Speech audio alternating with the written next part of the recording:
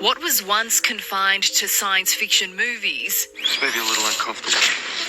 It's implanted a radium diode. They're the access codes to your drop spot. is now reality for a bunch of Sydney tech heads.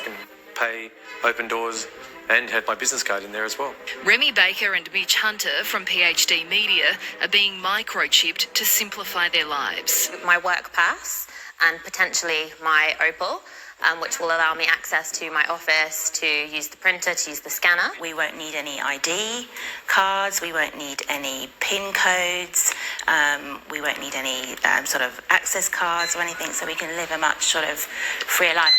The microchip, which is the size of a grain of rice, sits under the skin. Data from your bank card, payment method, building swipe, LinkedIn profile or medical history is cloned onto the chip, which is implanted in the hand.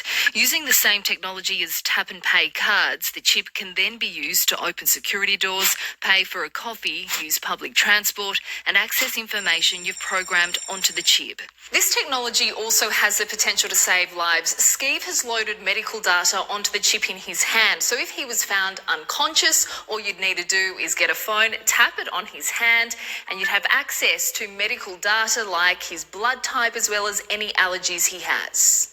For those concerned about privacy, the user controls what data is made available. Visa says it's possible for any device to become enabled for payments, but the chip would need to meet Visa's security standards and be issued by a bank. But before you jump on the tech bandwagon, beware, it could also land you in trouble with the law.